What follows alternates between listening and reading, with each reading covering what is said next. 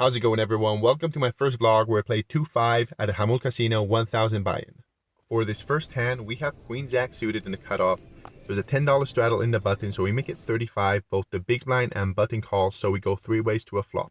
Flop is just the most beautiful thing you could imagine. It's 10 of hearts, king of diamonds, ace of spades, so we just flop the nuts. And our stack is actually 1400, since right before I started filming I got it all in with ace king. Like, it's a short stack that had about 350 behind, and ace high board we show he mucked, and with one other small pot we were at $400 already.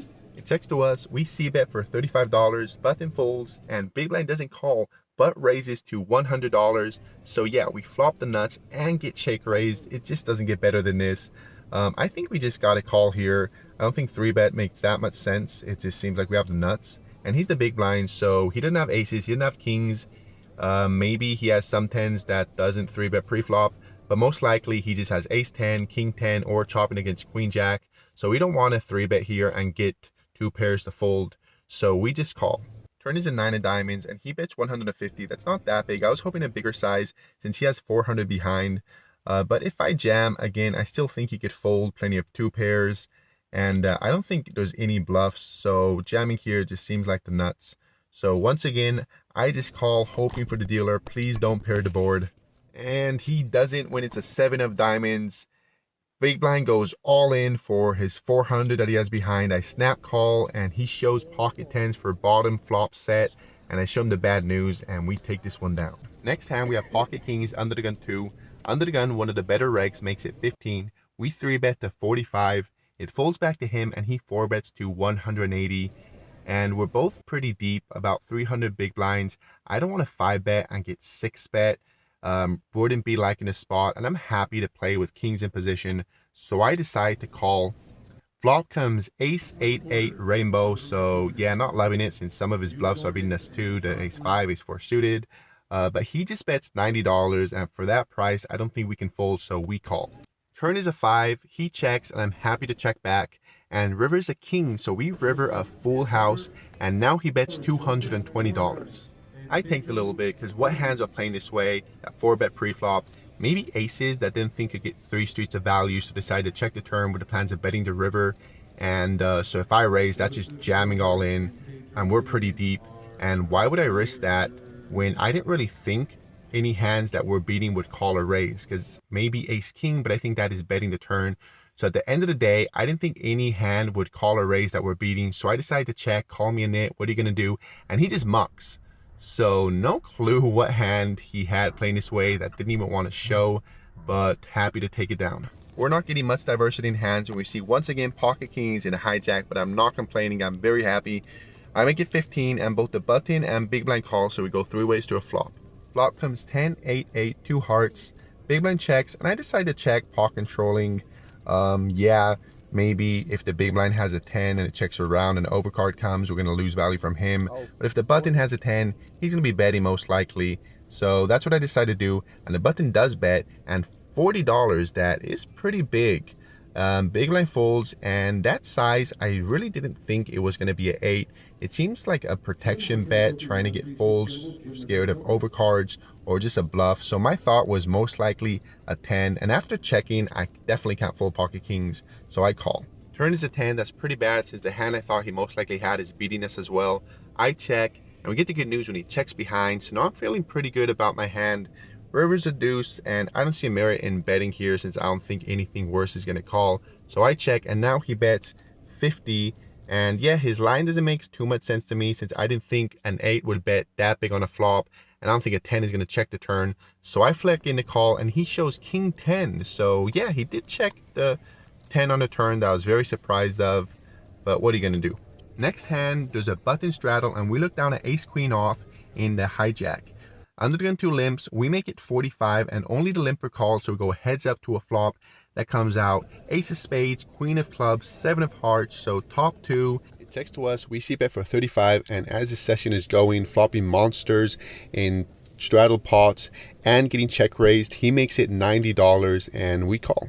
I don't want to raise since it'll just seem like we have a massive hand since there's not many draws on the board, so I just call. Turn is the deuce of hearts, and now he bets 140. That did feel kind of on the weaker side. I felt like if he had like pocket sevens, ace seven, he would be betting bigger, trying to get max value. Maybe he's overplaying a top pair that sometimes you see people doing. So once again, I don't want to raise him, give him the fold. So I call. River is the four of hearts, bringing in the backdoor flush, and now he bets 210. I got to be raising. I make it 550. I didn't want to make it too big since the sizing he did on the river felt pretty weak. And he snapped fold, so the reader's right. Who knows what he had that didn't even consider calling. Our table ended up breaking down since it was four of us left. So there was one more 2-5 table, but we did high card. And if I'm unlucky with something, I'm unlucky when we draw cards to see who gets to sit down. I got the lowest one out of the four, so I had to wait. I went to play a 1-3 for like an hour and a half, and just broke even, nothing special. Then I moved back to the 2-5, the last table left, and I was in a bad seat, so I wasn't filming. Let's wait for that. $1,000. Table number 8. Oh, that's my seat, so I'm going to go back to see if I get it, and I'll be right back. 1, 2, 3, 4, 5, 6, 7, 8, just got here. You just got here. All right, no luck with the promotion. Basically, if we would have hit the high card, we get to spin that wheel. It could win from 25 to 1,000, but it wasn't the case. Anyway, so before I was able to set up the camera, there was one hand, a pretty interesting one, where we're playing 2-5, and I have pocket queens in the low jack. I make it 15, and both the button and big blind call. Flop is pretty nice, as the day is, and it comes out queen 9-7, rainbow. So big blind checks, we see bet for 15, and they both call. Turn is at 8. Big blind checks, and I decided to check here because I don't think they could have anything that strong. And one of the most common hands, especially with two calling, is Jack 10. So it's kind of a mixture of like, I don't think they have nothing strong, so I'm going to check and bet the river, hoping for a middle pair to call. And button has two pairs, he's going to be betting himself. So that's what I do. Button checks. River comes a blank. I think it was like a 4. It checks to me, and I think they're very weak, so I don't want to go too big. So I bet 30, pretty small. And now the button raises me to 300. So it folds to me a very... it's an older guy. I don't have too much information about him. I haven't played that much, but it just sets a weird line. Maybe he thought I was weak because I checked the turn and then bet small in the river. A lot of times people just go crazy against a small bet. And is he really checking straight the nuts on the turn? I really doubt it. So I end up thinking a little bit, and I call, and he just says he has a 3. So no clue what he had, but I show, and we take it down. So with that, we're up to date, so let's get back to the hands. The table's starting to break down, so now it's just 5 of us that we decided to straddle every hand. So we're playing 2, 5, 10. We look down at pocket 6s in the cutoff. Everyone ends up limping except the small blind, so we go 4 ways to a flop. That, of course, comes 2 of hearts, 4 of diamonds, 6 of clubs. So we flop top set. Now, under the gun bets $20. I just call, and the button calls as well. Turn is a 9 of clubs, and under the gun bets 20 again, and I just felt they're super weak. Probably should be raising a lot of here. I just thought in the moment I was going to get all of them to fold. So I call, button calls again. River is another 2, so full house. Now under the gun checks. I bet on the bigger side $100, and the button gives us the good news. He raises us to 200. It folds to us, and this is the same player that tried to bluff us when we had top set of kings. He seemed like one of those players that does not like to fold when they have a strong hand. So usually I would 3-bet, not too big, since it seems like in this spot it's obvious I'm not bluffing, it's just a full house. But against this player, I feel like we could get greedy. I go all in for a total of $1,000, and he doesn't take too long, and he calls.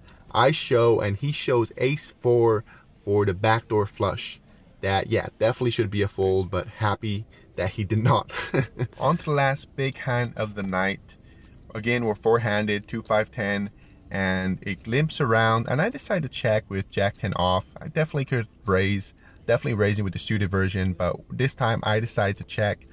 Flop comes 8, 9, 7, so yeah, flopping the nuts. this is the session we're having, guys. And big blind leads out for $50. That looked pretty strong. I definitely thought he had 2 pairs or better. And I just want to fast play this. I don't want any scare cards on the turn, so I make it 150. It folds back to him and he calls. Turn is a 5. That's not the best, since now there's a 4-liner, maybe 2 pairs or sets start getting scared, but I'm gonna keep on putting the pressure. I bet $300 and he calls. Please, dealer, don't pair the board. He does though. It's a 7 of spades.